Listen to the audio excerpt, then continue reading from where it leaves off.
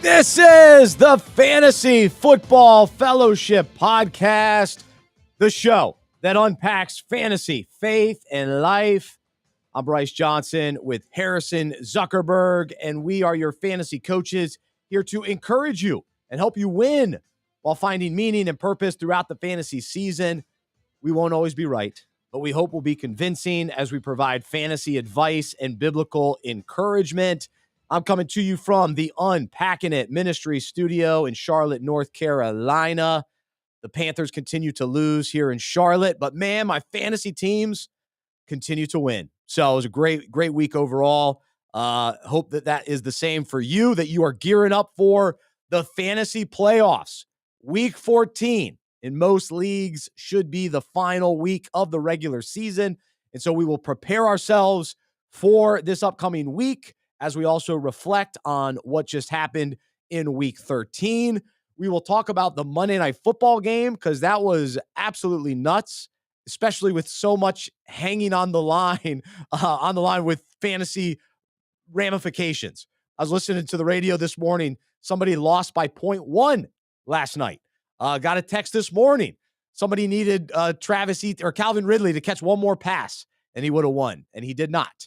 So across the board, it was just so many. Evan Ingram had a huge game last night. That won a key matchup in my home league. So anyway, a lot to talk about today and a lot of injuries concerning. What does that mean for us? Waiver wire. We'll get to all that. Accountability, confession, fantasy shenanigans.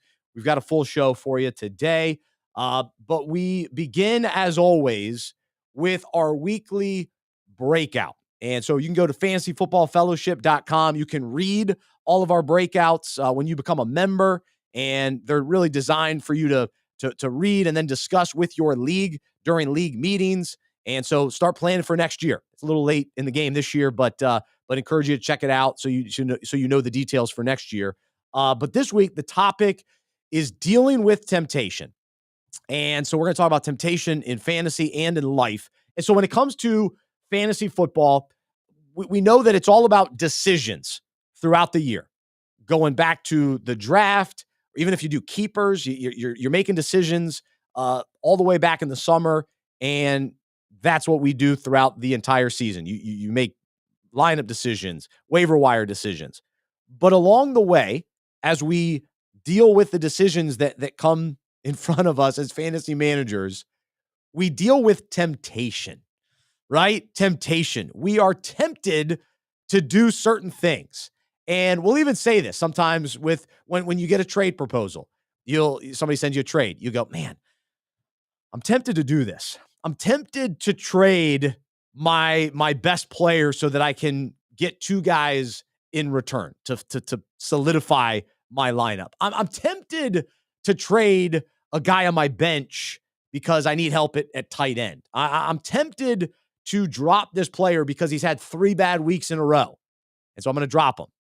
Or I'm tempted to go pick up this guy, even though he hasn't done anything yet. I think he's going to go off. And so we deal with temptation just in multiple ways throughout the season.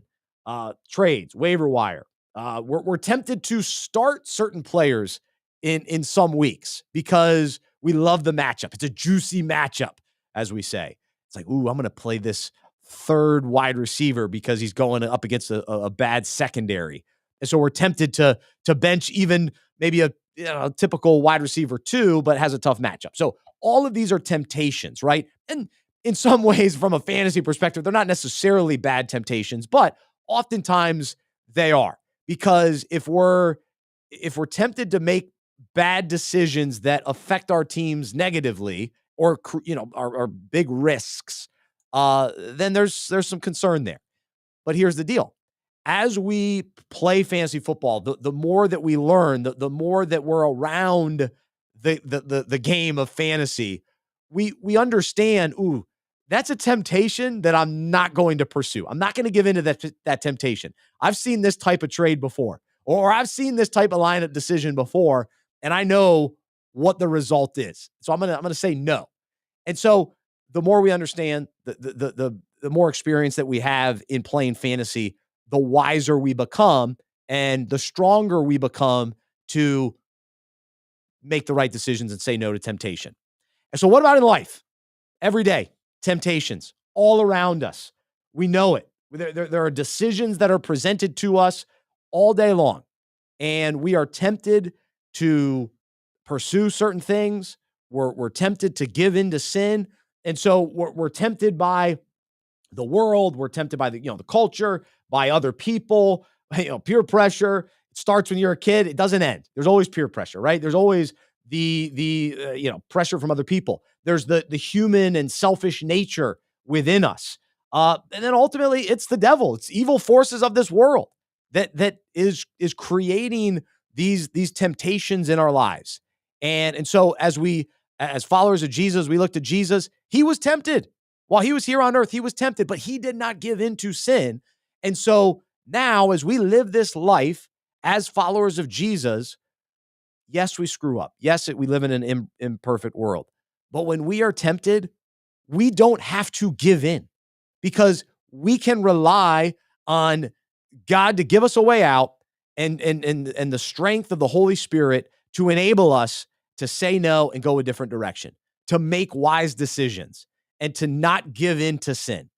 And so oftentimes we rather give into our selfish desires, right? But we don't have to. And the more that we get to know God, the more that we experience his presence, the more that we know his word, the more that we memorize scripture and those scriptures come to mind. The Holy Spirit brings those scriptures to mind. We know the truth. And so when the temptation comes, we respond to the temptation with truth and we get out. We go, no, I'm not giving into that. No, I know where that ends. I've given into that temptation in the past and I know the results and I don't want those results. I'm going to leave. I'm going to go a different direction. And so when we are tempted, a couple verses to encourage us today in this whole topic. And so 1 Peter 5:8 warns us to stay alert. Watch out for your great enemy, the devil. He prowls around like a roaring lion looking for someone to devour. So don't let him win. Don't give in to temptations. We can't let him win. And then 1 Corinthians 10:13 tells us the temptations in your life are no different from what others experience, and God is faithful. He will not allow the temptation to be more than you can stand. When you are tempted, he will show you a way out so that you can endure. And so do we take him up on that? When he shows us the way out, do we obey? Do we listen? Do we follow him? And so that's the choice that we have constantly. All the temptation. We continue to, temptation pops up over here. Do we continue to look at it, dwell on it, let it start to build and it makes it harder to walk away? Or do we, boom, quickly, all right, truth, scripture, God, get me out of this. Give me the strength to walk away.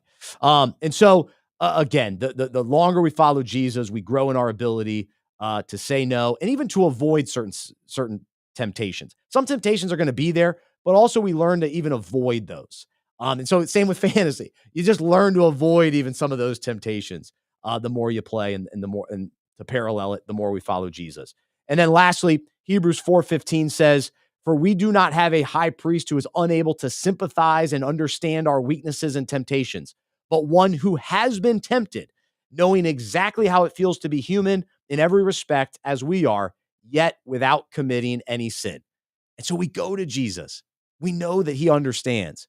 And we know that he can enable us and strengthen us to withstand the temptation without giving in. So let's choose to obey God, make wise decisions, and trust him in this important area of life. So we don't deal with the ramifications and the consequences. Got to avoid the temptation. Stop. Let's and avoid the sin. Avoid giving in. So there you go. So as you're tempted, even in the coming weeks, these lineup decisions, it intensifies.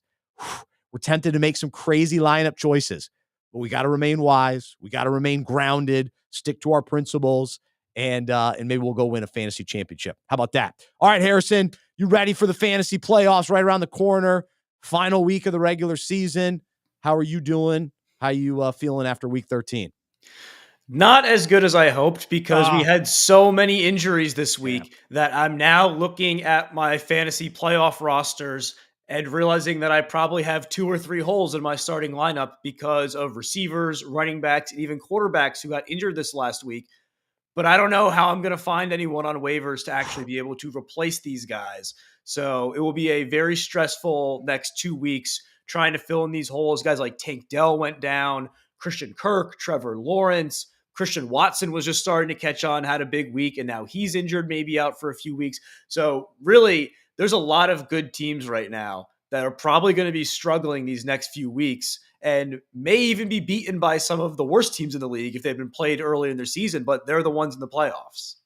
It's true. It's crazy. So as we begin talking a little more fantasy, a lot of shenanigans. Here we go.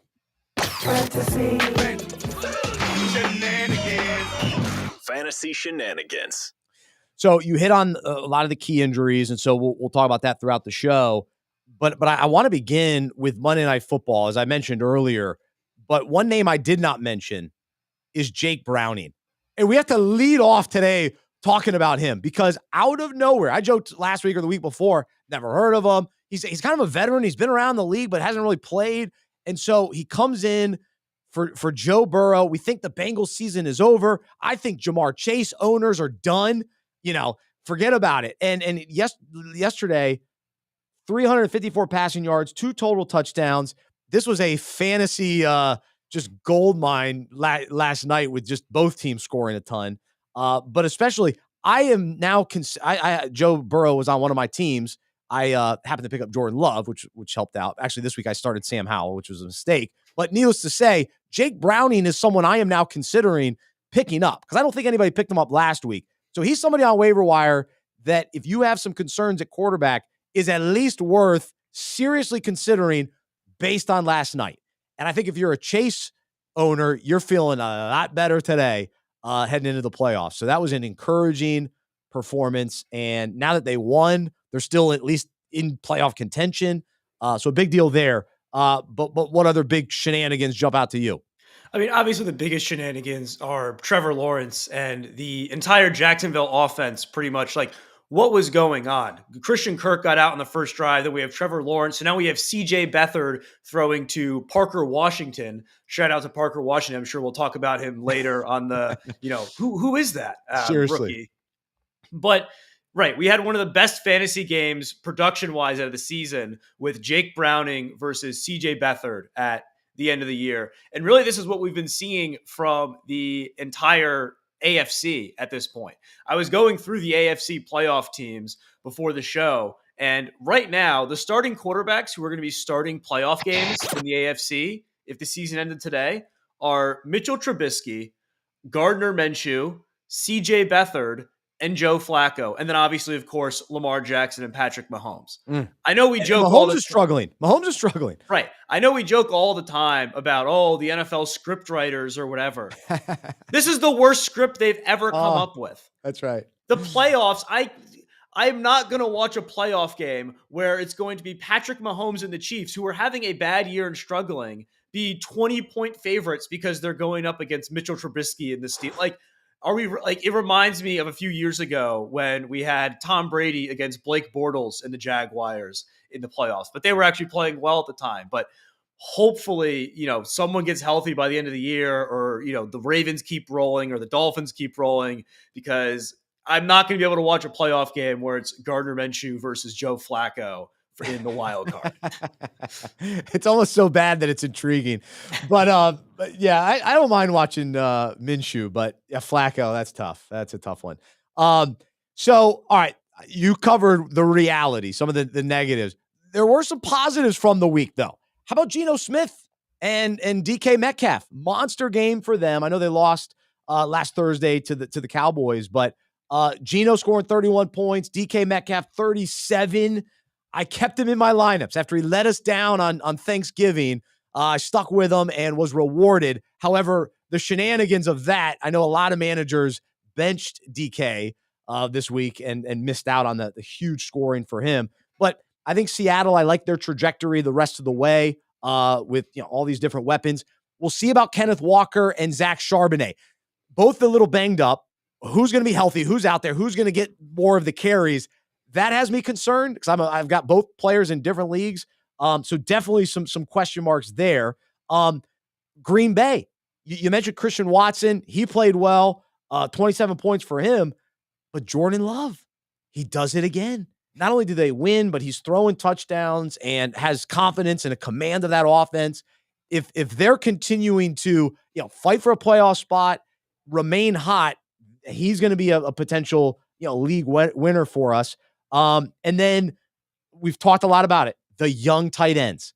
The Sam Laporta performance this past week was ridiculous. So a huge day for him. 29 fantasy points. You got Trey McBride still getting it done in Arizona. 23 points for him. Jake Ferguson getting involved in Dallas. 19.7 for him. So we got to ride these young tight ends. And the other part of the shenanigans, Travis Kelce not lighting it up. He's still solid, but he's not lighting it up, and he's getting passed by these rookie tight ends. So it's pretty wild. What else from your standpoint? I think the biggest shenanigans for me has to be Devon Achane, because he's really only played in 4 fantasy games this year, but he has scored over 20 points in every single game he's actually played in. 25 this last week. That includes the 50-point game in pretty much his first game ever in the NFL. So obviously now any questions about him coming back from the injury, he's got to be locked into your lineup every single week. Him and Mostert are going to be great together in Miami down the stretch. But really what this has me thinking about is how high can he go in drafts next year? Like if he continues this tear, is Devon Achane going to be, the second overall pick in fantasy football behind Justin Jefferson or Christian McCaffrey if he scores 20 points per game for the rest of the season? Like, who knows? Yeah. That sounds maybe a little bit crazy, but No. yeah, a lot of these young rookies right now, same thing with Sam Laporta.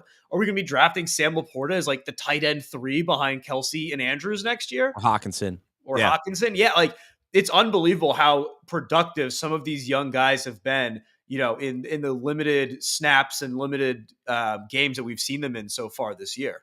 Well, yeah, just to hit that home this point even more, I mean, this has really been one of the best rookie draft seasons for fantasy purposes. Because think about it, CJ Stroud is one of the top quarterbacks in fantasy.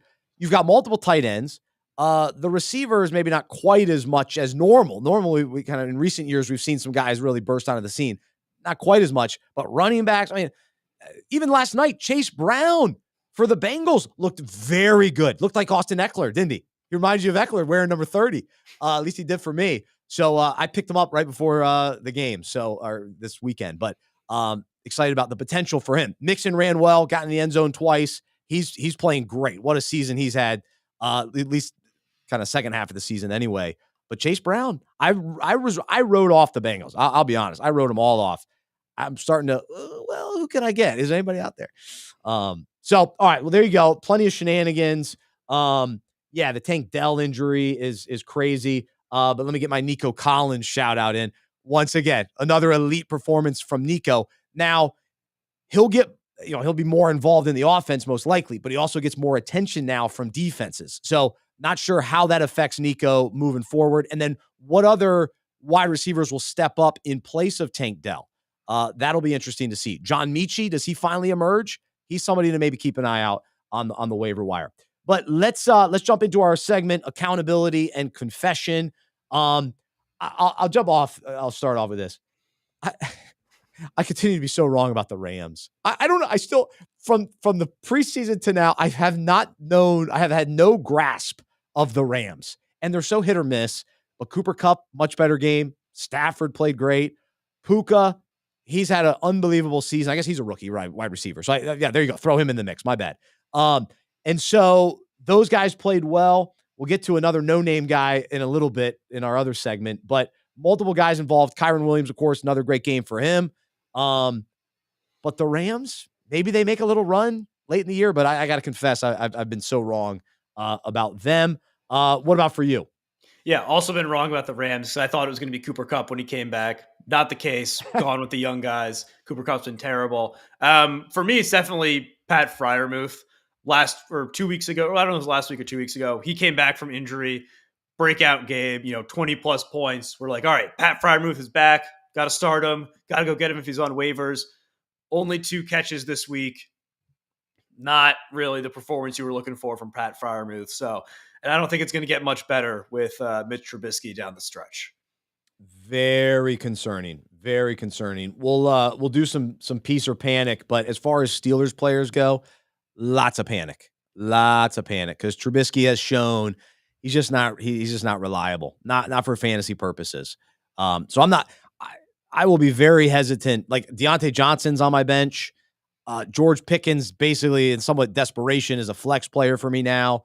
Freiermuth has to stay on the bench. Now the running game should be fine. Both those guys have shown that they can produce, and even with Trubisky, Harris and Warren should be fine in lineups. One other thing I'll I guess acknowledge. So the Saints have been another team that I've been wrong on, but Chris Olave, we both were in on him. He played well this past week. He's had a great season. So we were good with him. Carr, not so much. However, when it comes to preseason football, it's so hit or miss if what you see ends up translating to the regular season. But I will say my gut feeling when I saw Alvin Kamara in the preseason, I thought to myself, this guy's got some juice left. He still looks pretty good. And it's come true. He missed early in the season because of the suspension, but since he's come back, he has been very, very solid. And so if you took the hit early in the season with him on your bench, not playing, you have been rewarded for your patience. And so congratulations. He's been awesome. Three other running backs that I was wrong about that have been producing lately: James Conner, Derrick Henry, and even Chuba Hubbard. I traded him away early in the season.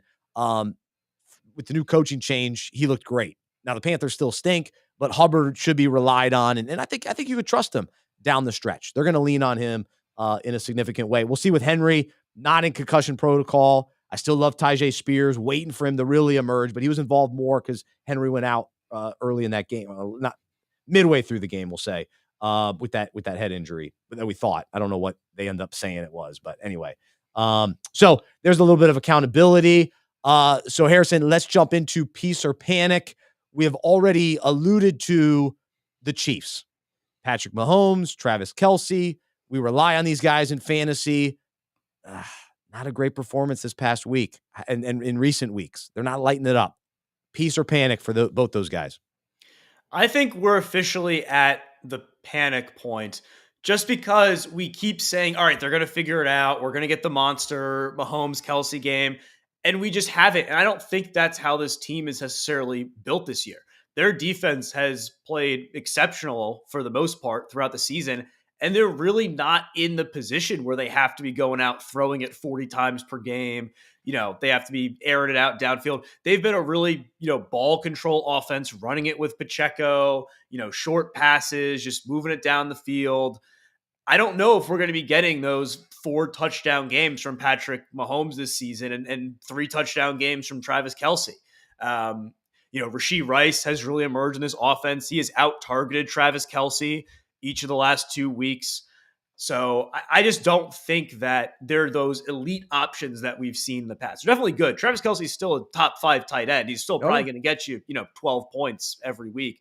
Mahomes is going to put up somewhere between 15 and 25, but I just don't know if we're going to be getting those 35-point games from Kelce or 40-point games from Mahomes that you really hope for when you draft them in either the first or second round to be the guys that are single-handedly winning you games in the playoffs.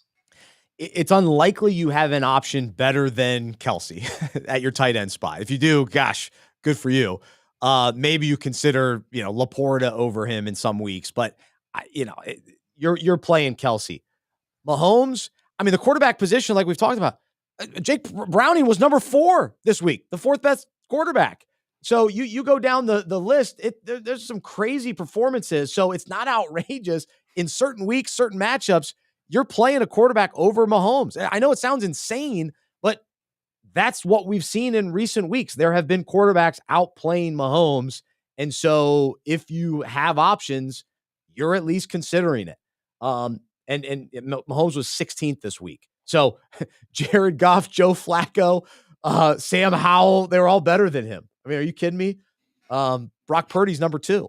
So that it's going to be tough. These fantasy playoffs are going to be tricky when you throw in some of these wild names at quarterback position and even some of these tight ends as well. All right, some other piece or panic in Philadelphia. DeAndre Swift, little banged up, but he rushed the ball only 6 times for 13 yards and only had 2 catches for 7 yards.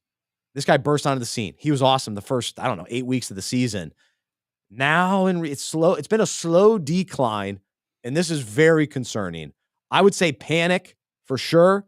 The Eagles have to figure some things out. This is sort of a wake-up call for them, losing to San Francisco. San Francisco is awesome. Thankfully I got that right. I've been on that bandwagon. They're my Super Bowl team. Let's go. And I stuck with them when they lost those 3 games in a row. Don't you forget.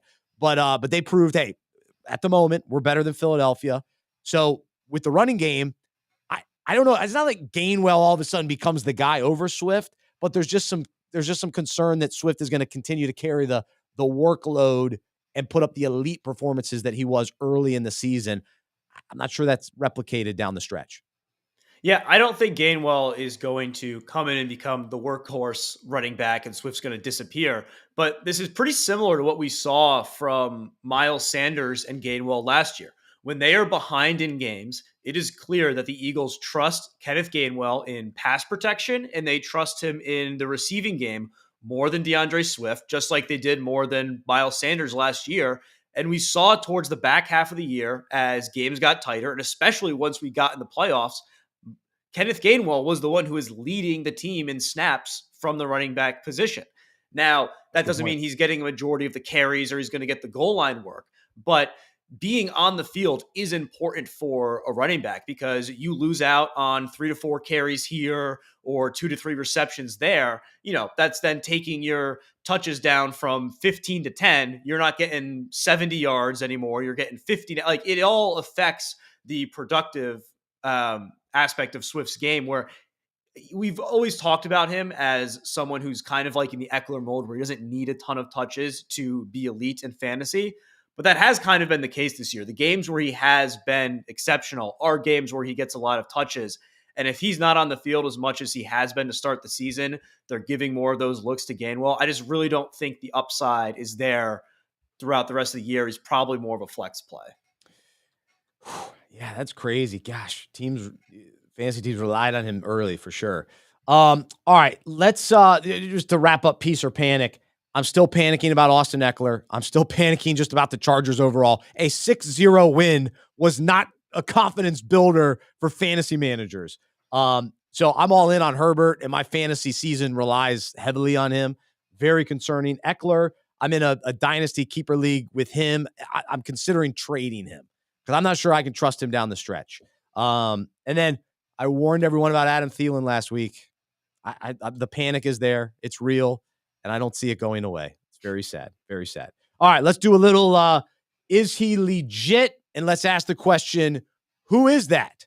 Who is that? All right, last night, Jaguars wide receiver Christian Kirk goes down, and that means Parker Washington stepped in.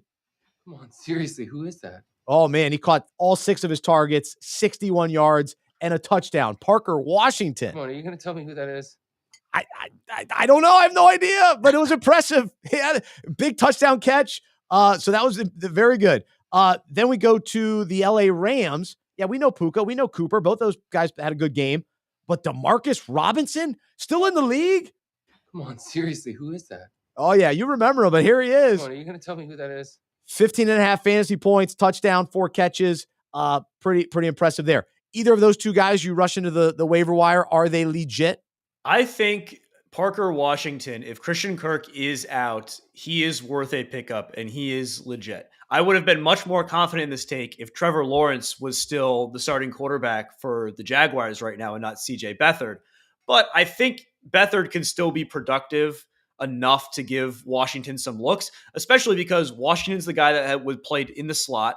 And we saw towards the end of the game, it was Washington and it was Evan Ingram who was getting a lot of the targets from Beathard because he was not throwing the ball down the field. Lots of, dink and dunk stuff. So I think Washington, he may not score a lot more touchdowns as the season goes on, but if he's a starting guy in the slot, he could certainly get, 5 catches for 60, 70 yards every single week and give you a nice week in your flex. All right, let's run through a few names just for fun here. How about Michael Pruitt? Come on, seriously, who is that? 9 points this week. Got a touchdown. How about Noah Gray? Come on, are you going to tell me who that is? All right, so Gray's a Chiefs tight end. Pruitt, the Falcons, I guess, third string tight end. So yeah, Kelsey didn't get into the end zone, but Noah Gray did. Are you kidding me? All right, how about Ben Sims? Come on, seriously, who is that? 1 catch, 1 touchdown. I actually don't even know what team. What team is he on? Ben Sims. The Packers. Packers tight end. Yeah. Come on, are you going to tell me who that is? All right, how about Brevin Jordan, backup tight end filling in for Dalton Schultz? Come on, seriously, who is that? 3 catches, 64 yards. I actually like Brevin Jordan. I think he's pretty good. I was surprised he hasn't played more this year. I think Dalton will be back soon, but Jordan's not that bad. And then one more, Harrison Bryant. Come on, seriously, who is that? Almost 16 points, 49 yards, 5 receptions, and a touchdown for the Browns. Come on, are you going to tell me who that is? Yeah, he's okay, but Njoku, he outplayed Njoku. So both those tight ends. Flacco must have liked Bryant. They must be buddies in the locker room. I don't know. But all right, we'll wrap things up. Give us some names you are going to the way. Those guys are all fun guys that just got into the end zone. But please don't pick up any of those players. Maybe Harrison Bryant, but unlikely. But the rest of those guys, please. Who are you going to target? So I think there's 3 running backs that you have to target due to injuries this week. And that is Ezekiel Elliott, which I hate saying, Antonio Gibson, and Tajay Spears. Those 3 guys all had their starters go down. They are now the starters for at least, Antonio Gibson, they're on bye this week, but he should be the starter when they come back. It's going to be a multi-week injury for Brian Robinson. But they're going to be starting running backs that you can get at the beginning of your playoffs, which reminds me a lot of the last couple years when we saw Cam Akers come back last year. Last 5 weeks of the season, got the starting job again, was unbelievable and won people fantasy championships. A couple years before that, Rashad Penny filled in as the backup the last couple weeks for the Seahawks, and he was unbelievable and was going for 150 yards and 2 touchdowns every week. I'm not saying that Zeke, Antonio Gibson, and Tajay Spears are going to do that, but there is value to be had with these running backs who are filling in the last couple weeks. Definitely could get you, 15 points. I think all of them are worth going and picking up. Priority-wise, I would probably put Spears number 1, then Zeke, then Antonio Gibson. But definitely take a shot on all of them, throw some fab on all of them. And then the one guy who I think everyone needs to go claim and should be on every single roster, should not be a surprise if you've listened to us talk about Houston wide receivers this season, but that is Noah Brown. Noah Brown had back-to-back unbelievable weeks when he was on the field, filling in as the wide receiver 2 earlier in this year, then got a little banged up, just coming back now at the perfect time with the Tank Dell injury. It's going to be Noah Brown, and it is going to be Nico Collins, and Noah Brown should be exceptional down the stretch for the Houston Texans, a team that is fighting to get into the playoffs, trying to win every single game. He is going to be great. I think the guy for me on the waiver wire, Jake Browning. Let's go. That's the quarterback I'm going to get. I haven't spent a lot of time on the waiver wire looking for quarterbacks, but I think Jake Browning's worth picking up. Number 4 this week. Impressive last night on Monday Night Football. And how silly were the wide receiver throws? What were we doing? The Browning could play. Stop calling those plays. Peyton Manning was he was beside himself. I wouldn't have been surprised if he just walked off and said, I can't watch anymore. I can't do this. Well, watching Taj Boyd, or what's his name? Tyler Boyd. Throw it right to the defensive lineman. Yeah. Yeah. Throw it right. Hey, I'm going to throw it to you. Catch it right here. Ridiculous. All right. Harrison, great stuff. Good luck. Final week of the season. We're duking it out in our best ball league. I've got more points, but you got a better record, but I think both will make the playoffs. So that's a fun league. I'm only eliminated in one league. So I'm in the playoffs, fighting for some championships. It's going to be exciting. But my little engine my little sorry team that I talked about all season long, we won this past week. So we go out finishing this is our last regular season game. So it wasn't my best season, but I will say I kept fighting. And sometimes we talk about today, tempted. You're tempted to give up. You can't ever give up in fantasy. You keep fighting. So that was the lesson learned for me this year. But anyway, have a great one. Thanks to everybody listening today. We hope that we've helped you along the way throughout the season and you're preparing for the fantasy playoffs. But for Harrison, I'm Bryce. I'm a fantasy manager who follows Jesus. I believe in the good news that he died on the cross for my sin. He was resurrected. And through faith, I've been saved by his grace. I hope that is true for you as well, and I hope you'll join me as we live life as fantasy managers who follow Jesus together. Have a great rest of your day. Let's not give in to temptation, and we'll talk to you next time right here on the Fantasy Football Fellowship Podcast.